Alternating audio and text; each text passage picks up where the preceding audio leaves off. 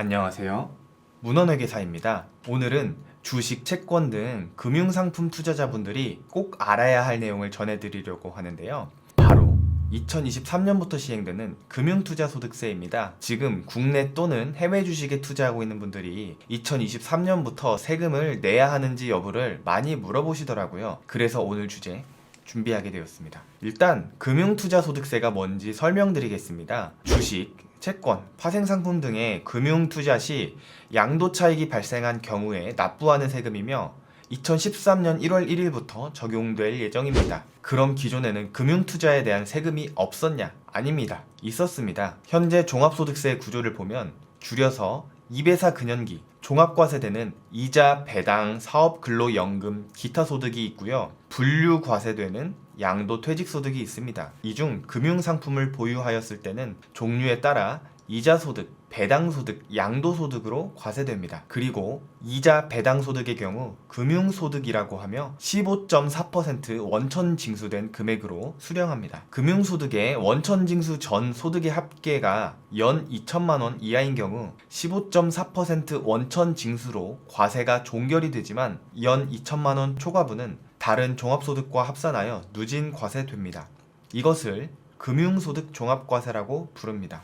그럼 개정 후 세법에서는 어떻게 과세될까요? 2023년부터 종합과세인 2배사 근연기, 분류과세인 양도퇴직소득과는 별개로 금융투자소득이라는 항목이 신설됩니다. 그럼 왜 신설되었을까요? 현행법상 금융투자소득에 대해 열거주의 과세 방식을 채택하고 있어서 과세되지 않는 소득이 굉장히 많았습니다. 대표적으로 소액주주가 상장주식을 매매하는 경우 양도차익에 대해서는 과세되지 않았습니다. 그리고 금융투자 상품 간 손익통산 및 2월 공제가 불가하며 금융투자 상품별로 과세 방식이 상이하다는 비판이 있어 왔습니다. 즉, 금융투자소득세는 금융투자 상품 간 손익통산 및 2월 공제를 허용하고 금융투자 상품별 과세 방식을 통일함으로써 투자 의사결정의 왜곡을 방지하는 등 현행 규정을 개선, 방지하기 위해서 신설되었습니다. 그렇기 때문에 금융투자소득은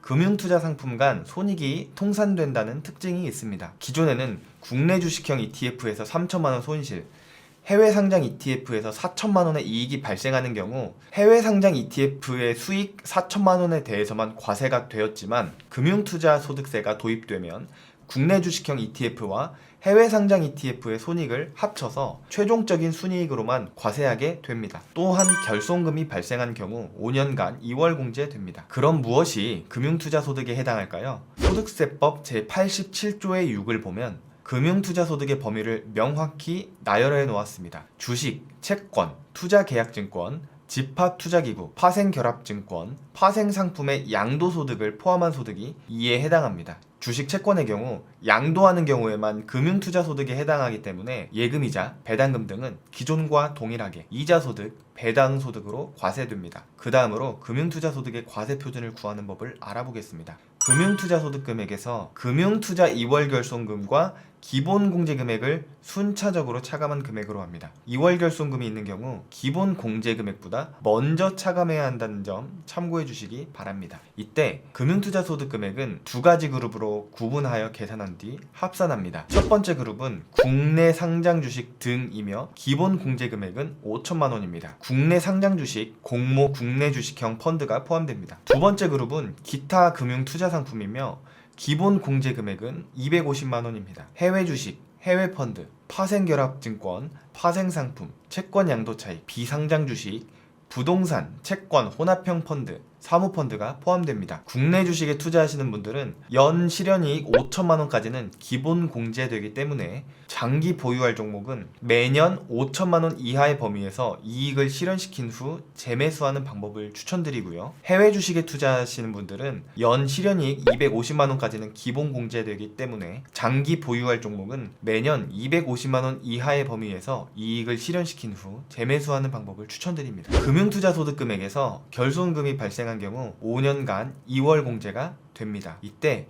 국내 상장 주식 등 소득 금액과 기타 금융투자 소득 금액이 모두 0보다 큰 경우 국내 상장 주식 등 소득 금액에서 우선 공제하며 먼저 발생한 과세 기간의 결손금부터 공제합니다. 만약 국내 상장 주식 등에서 올해 3천만 원의 손실, 내년에 7천만 원의 이익이 발생한 경우 올해의 3천만 원 손실이 내년에 7천만 원 이익에서 공제되어 4천만 원이 되고 여기에 기본 공제 금액을 차감하면 과세 표준이 0이 되어 납부할 세금은 없게 됩니다. 그 다음 금융투자 소득의 세율은 20에서 25%입니다. 과세 표준이 3억 원 이하인 부분은 20%, 3억 원을 초과하는 부분은 25%입니다. 지방소득세를 포함하면 3억 원 이하인 부분은 22%, 3억 원을 초과하는 부분은 27.5%가 됩니다.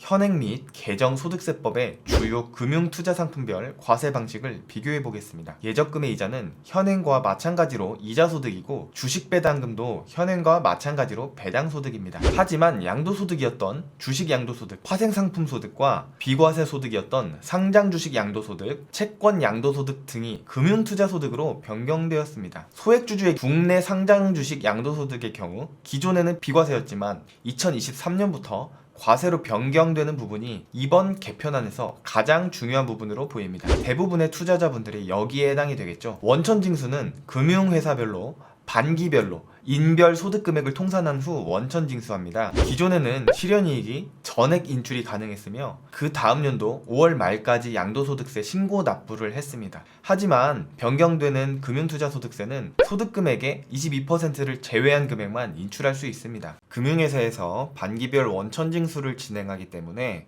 납세 의무는 종결되고 개인 투자자는 별도로 신고를 하지 않아도 됩니다. 단 25% 세율이 적용되는 자, 환급 대상자, 결손금 확정 필요자는 다음 연도 5월 말까지 세액을 확정 신고해야 합니다. 원천징수 관련하여 구체적인 시행령이나 관련된 증권사 시스템은 아직 미비하기 때문에 원천징수에 대한 구체적인 방법은 추후 달라질 수 있습니다. 오늘은 2023년부터 시행되는 금융투자소득세에 대해 알아보았습니다. 개정되는 세법 제도를 잘 숙지하셔서 각자 상황에 맞는 투자 의사결정을 내리시기 바랍니다. 오늘도 시청해주셔서 감사합니다.